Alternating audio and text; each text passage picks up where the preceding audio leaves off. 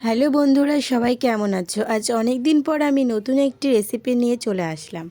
নমস্কার বন্ধুরা, আপনাদের সবাইকে ফোরসন্ধ্যা চক্রবর্তী অফিসিয়াল চ্যানেলে স্বাগত। আশা করছি আপনারা সবাই খুবই ভালো আছেন, আমি খুবই ভালো আছি। আজকে নতুন একটি রেসিপিতে আপনাদের সবাইকে স্বাগত। চলুন বেশি দেরি না করে আজকের রেসিপিটি শুরু করা যাক। আজকে আমি তৈরি করব পেয়ারা পাতার চা। পেয়ারা খাওয়া আমাদের স্বাস্থ্যের পক্ষে খুবই ভালো, সেটা আমরা সবাই জানি। কিন্তু পেয়ারা পাতাও যে স্বাস্থ্যের পক্ষে উপকারী সেটা হয়তো আমরা অনেকেই জানি না। আজ আমি আপনাদেরকে পেয়ারা পাতা দিয়ে একটি অসাধারণ চা রেসিপি বানিয়ে শেয়ার করব।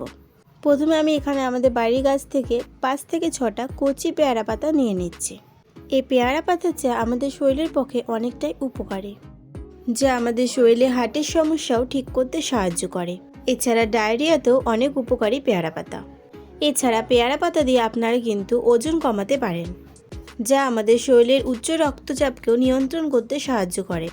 এছাড়া রক্তকে ঘন হওয়া থেকেও সাহায্য করে। পেয়ারা পাতার রস আমাদের পরিপাকতন্ত্রকেও সাহায্য করে। আসলে পেয়ারা পাতা প্রচুর উপকারে লাগে। এখানে আমি 5 থেকে 6টা পেয়ারা পাতা ভালো করে ধুয়ে নিয়েছি। পেয়ারা পাতা ধোয়ার সময় খেয়াল রাখবে যাতে কোনো মাকড়সা থাকে না যেন। পাতাকে ভালো করে পরিষ্কার করে ব্যবহার করবে, না হলে কিন্তু এটা অসুবিধা হতে পারে খেলে। এরপর এখানে আমি ঠান্ডা জল 1 কাপ করে 2 কাপ এখানে আমি নিয়ে নিচ্ছি। আপনারা চাইলে পরিমাণে এর থেকেও বেশিও নিতে পারেন। এরপর এখানে আমি জল নিয়ে নিয়েছি, এর মধ্যে আমি পেয়ারা পাতা দিয়ে দেবো।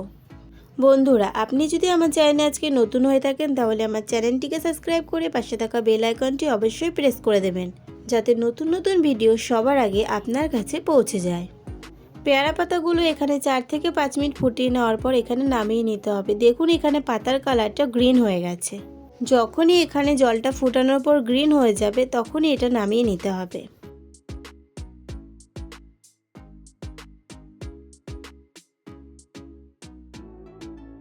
এখানে আমি পাতাগুলোকে আলাদা করে নিয়ে নিয়েছি। এরপর এখানে আমি একটা কাপের মধ্যে ঢেলে নিয়েছি।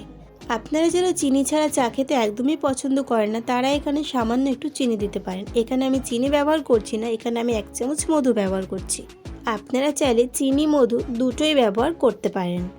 এখানে তৈরি হয়ে গেছে পেয়ারা পাতার চা। এবার আমি এটাকে টেস্ট করে দেখাবো। এটা কিন্তু একটু কষকষ লাগে খেতে, কিন্তু এটা খুবই উপকারী। আপনারাও বাড়িতে এটা এইভাবে বানিয়ে নিতে পারেন, আর খেতে কেমন লাগলো সেটা অবশ্যই কমেন্ট করে জানাবেন।